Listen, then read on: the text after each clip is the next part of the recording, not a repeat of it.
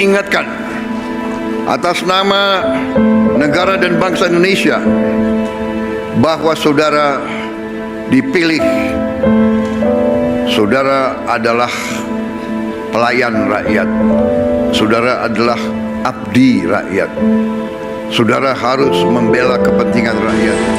Paling tidak selama bulan puasa. Kalau mau bergeser silakan bergeser. Karena ini kita setelah bulan puasa ini kita akan maksimal bekerja untuk bantu rakyat. Setiap pemerintahan selalu diawali dengan harapan, namun tidak semua harapan menemukan jalannya. Di Kabupaten Rejang Lebong, 1 tahun pertama pemerintahan bukan dimaknai sebagai waktu untuk berjanji, melainkan waktu untuk mendengar. Februari hingga Desember 2025 menjadi fase penting. Fase ketika pemerintah mencoba mendekatkan diri, bukan menjauhkan jarak. Menyentuh persoalan paling dasar yang selama ini dirasakan langsung oleh masyarakat. Inilah perjalanan 1 tahun pemerintahan Fikri Tobari dan Henry Braja. Tentang kerja yang sunyi, keputusan yang nyata, dan masa depan yang sedang disiapkan. Yang jelas, karena saya di 2020 pernah mencalon, tetapi takdir Allah, amanah belum diberikan kepercayaan kepada saya, dan saya yakini itu yang terbaik.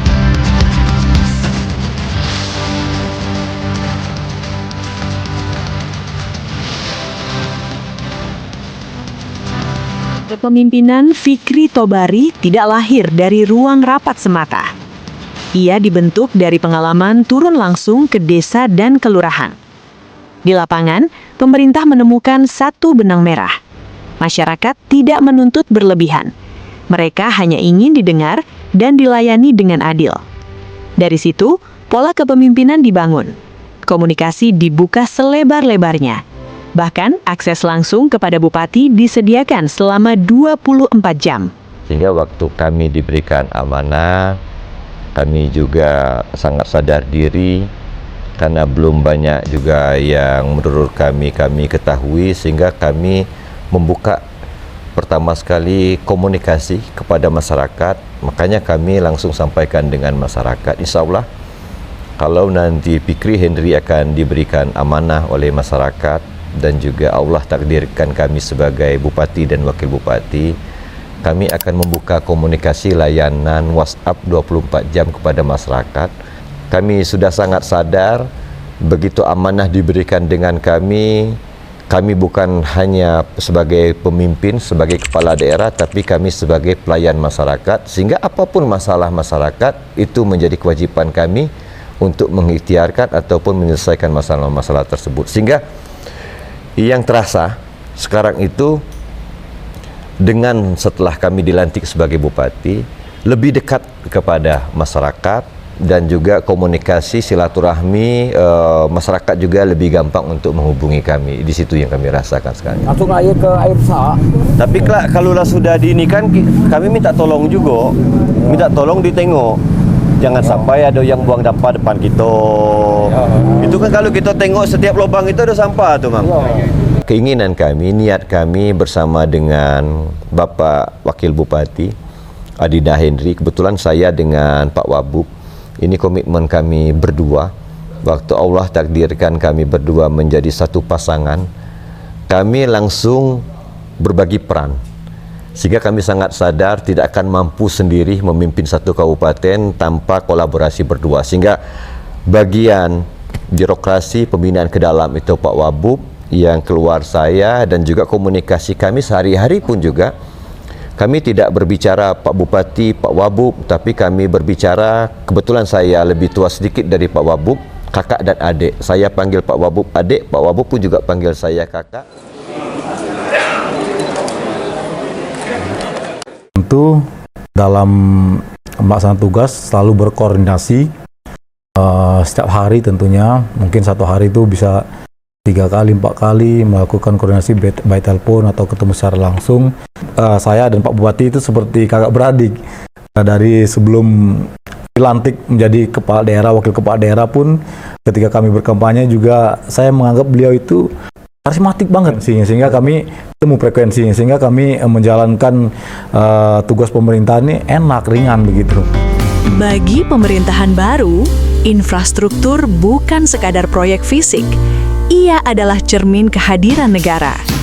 Jalan yang rusak, jembatan yang terabaikan, dan drainase yang tersumbat bukan hanya mengganggu aktivitas, tetapi juga menggerus kepercayaan masyarakat. Salah satu simbol persoalan lama itu adalah Jalan Sukawati.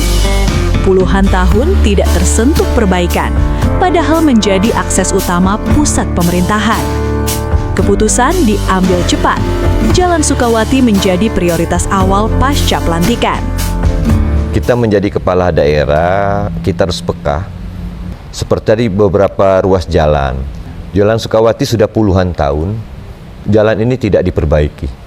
Padahal di sini fasilitas yang memang punya publik lah, seperti rumah dinas bupati berada di Jalan Sukawati, rumah dinas Kapolres juga di Sukawati, rumah dinas ketua pengadilan di Sukawati, kantor bupati pun di Sukawati, sehingga siapapun tamu yang datang ke Rejang Lebong hampir mayoritas melewati Jalan Sukawati. Jalan ini pas begitu kami dilantik, ini akan segera kita perbaiki. Desa-desa yang infrastrukturnya ada yang kita katakan kondisinya berat, ada yang sedang, dan ada yang masih dalam keadaan baik. Ketika 1 tahun ini kita penuhin dari yang berat tadi, masyarakat itu tentu sangat terima kasih. Kami juga dari unsur pemerintah desa mengucapkan terima kasih yang sebesar-besarnya pada Bapak Gubernur, Bapak Bupati, dan seluruh instansi yang terkait. Masalah banjir pun menjadi pekerjaan besar. Beberapa titik yang selama bertahun-tahun selalu tergenang mulai ditangani secara bertahap. Perubahan ini bukan hanya mengubah wajah kota, tetapi juga mengubah rasa percaya masyarakat. Juga ada beberapa lokus drainase banjir yang ada di Rejang Lebong, yang selama ini setiap hujan banjir, itu sudah bertahun-tahun, sehingga ini juga menjadi fokus kami seperti di Talang Rimbo Baru, kemudian di Simpang Lebong, kemudian juga di Simpang 3 Sukaraja, kemudian ada di beberapa lokus-lokus lain. Dengan kita rehab drainase itu juga berdampak sekali, yang tadinya banjir besar sekarang alhamdulillah dikurangi. Masih banjir tak? Kemarin tuh waktu hujan besar tuh kan, rombongan ini belum selesai kan banjir nih. Iya. Masuk kan? Masuk ke rumah. Gini? Ini enggak lagi. Enggak lagi, Bi ya? Biasanya kan sering banjir gitu. Tapi untuk sekarang insya Allah dalam sejak pembangunan ini cukup belum ada lah kebanjiran lagi kan. Sudah agak aman gitu. Namun, pembangunan tidak bisa berdiri sendiri. APBD memiliki keterbatasan. Karena itu, sinergi dengan pemerintah provinsi dan pusat menjadi strategi utama. Yang jelas, kita memang melakukan beberapa upaya. Termasuk juga kami dan Pak Wabub berterima kasih dengan Pak Gubernur. Tetapi banyak PR, Pak. Hampir 80% ruas provinsi di Rejang Lebong mengalami kerusakan yang cukup parah, dan ini jalannya sudah puluhan tahun juga tidak diperbaiki, sehingga kami minta dengan Pak Gubernur, kami mohon apabila Bapak terpilih sebagai gubernur nantinya, di tahun pertama Bapak bisa memberikan alokasi anggaran yang memang menurut kami tidak kecil. Hasilnya, jalan provinsi yang rusak puluhan tahun mulai diperbaiki. Waktu tempuh Bengkulu-Lubuk Linggau dipangkas hampir 1 jam. Bagi masyarakat, ini bukan angka. Ini waktu, biaya, dan peluang ekonomi.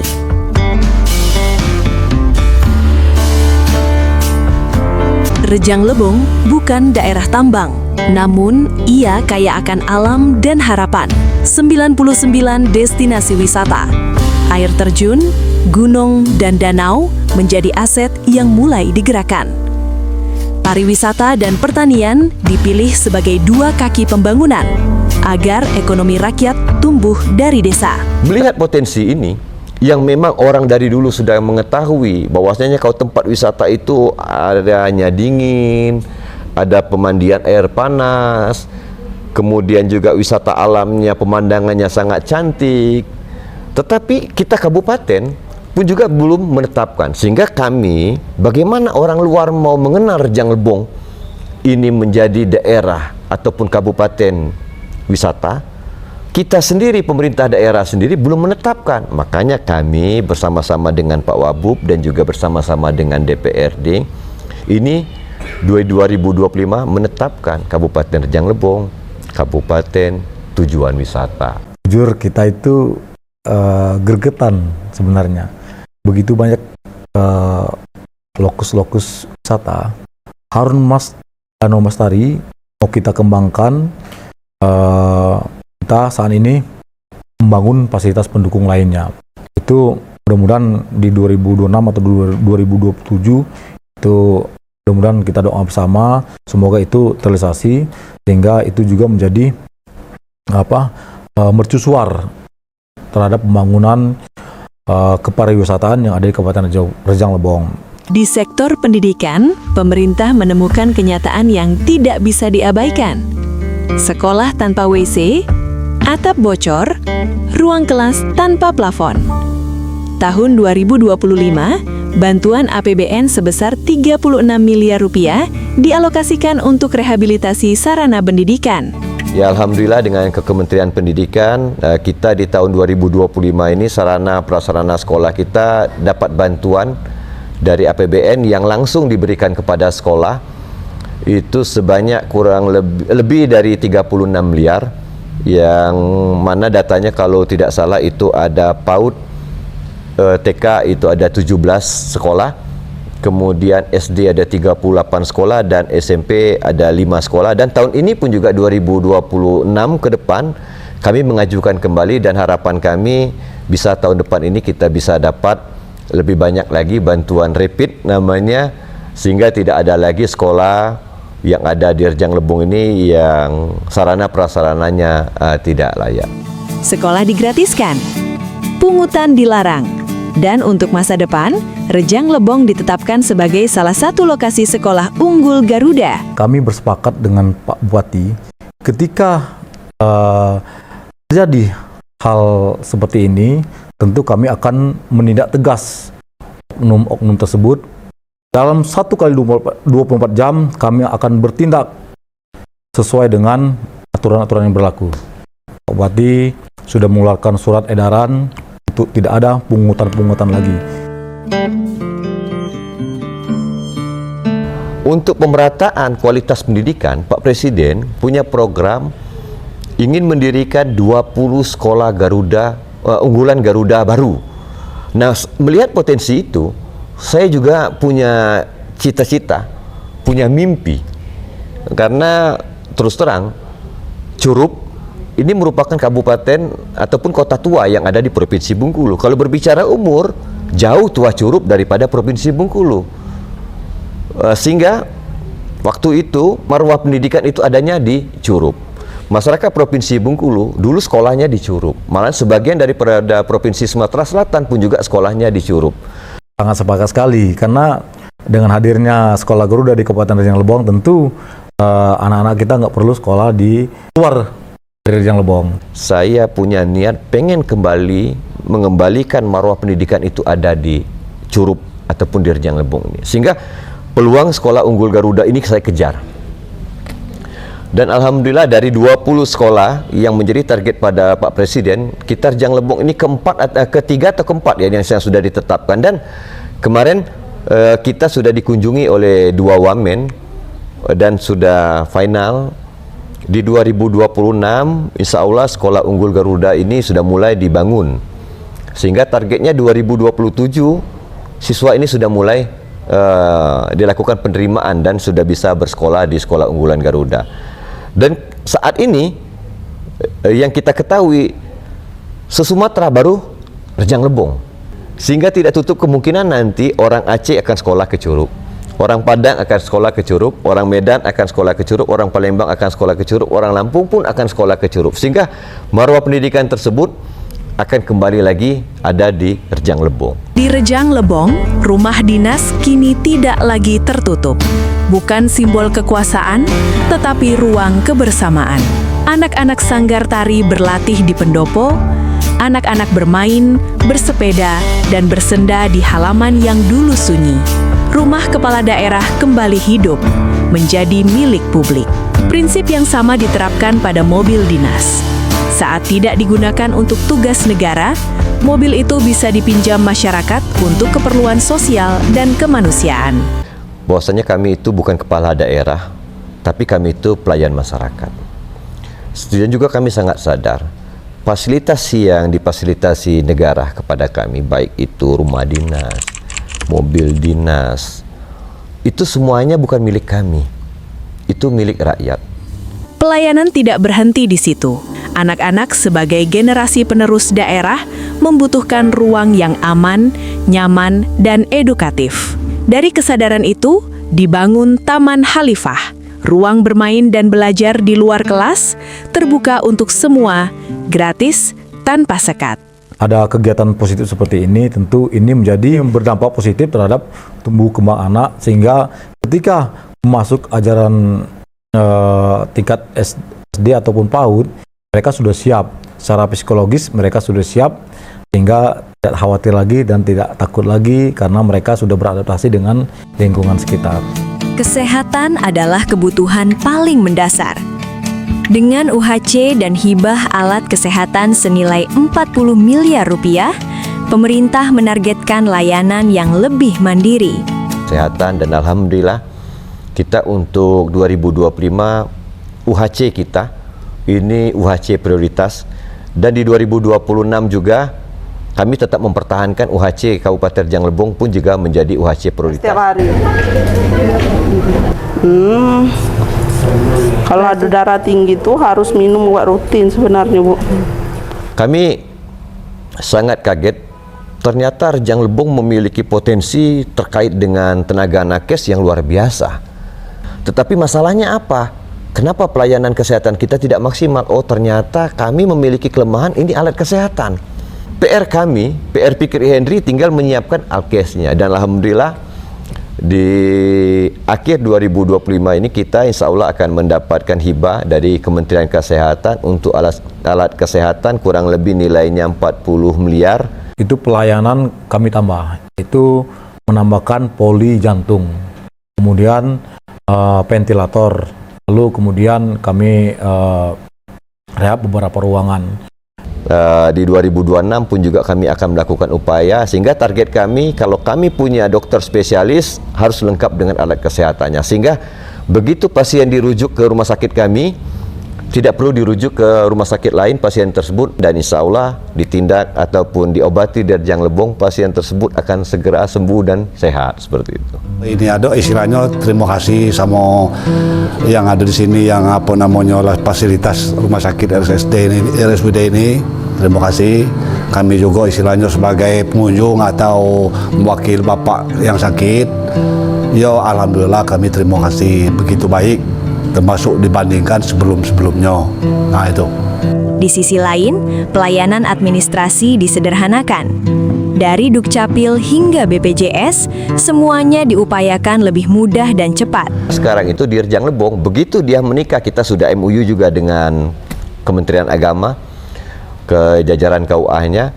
Begitu dia menikah, itu langsung semuanya, kakaknya, KTP-nya, buku nikahnya, layanan penduduknya selesai di situ. Sehingga pas begitu mereka melahirkan anaknya cukup tinggal langsung masuk ke kakak orang tuanya yang tadi kita sudah bergabungkan seperti ini.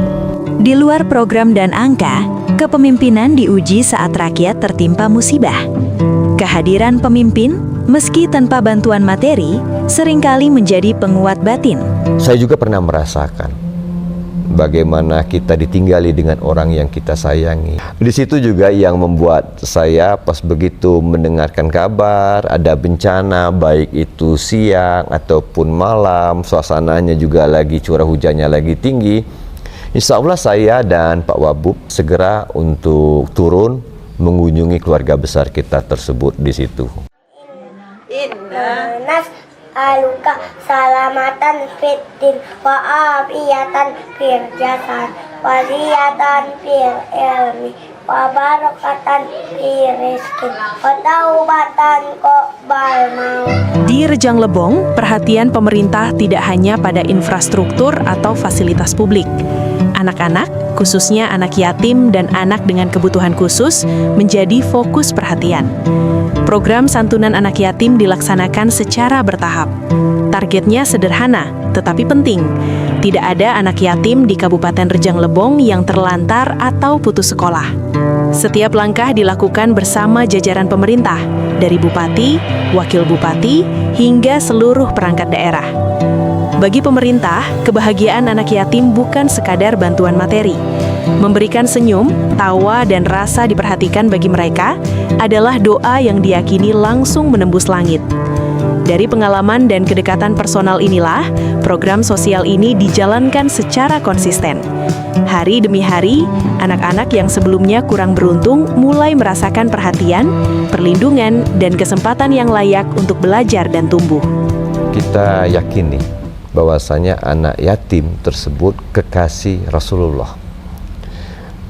Sehingga kalau kita membuat anak yatim tersebut tertawa, bahagia, insya Allah, Allah juga akan membahagiakan kita. Sehingga ini juga menjadi gerakan kami bersama dengan jajaran pemerintah Kabupaten Rejang Lebong, ini untuk menyantuni anak-anak yatim yang ada di Kabupaten Rejang Lebong, dan targetnya seluruh anak yatim yang ada di Rejang Lebong ini semuanya bisa tersantuni, dan sekarang sudah mulai perlahan karena kita yakin doa-doa anak yatim tersebut doa-doa yang memang langsung menembus langit.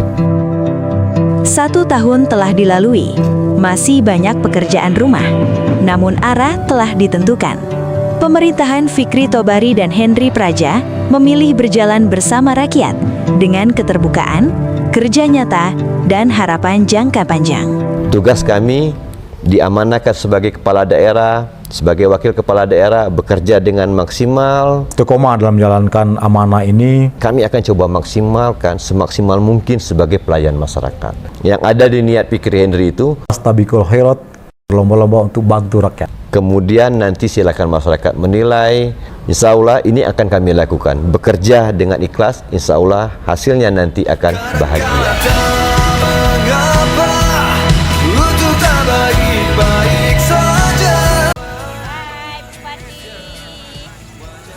Untuk Bupati Fikri Tobari, ucapan terima kasih.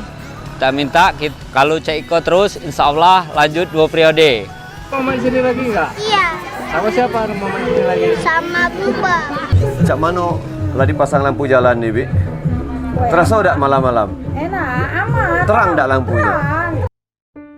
Untuk suamiku tersayang, sosok pemimpin dan sekaligus sandaran hidupku. Melihat wajah Rejang Lebong yang semakin hari semakin berseri dan perubahan positif di akhir-akhir ini, hatiku terasa bangga. Terima kasih Papa sudah mewakafkan waktu dan tenagamu untuk kemajuan Kabupaten Rejang Lebong. Aku tahu setiap kebijakan yang lahir adalah buah dari pikiranmu yang tak kenal lelah, menguras waktu, energi, dan tenagamu.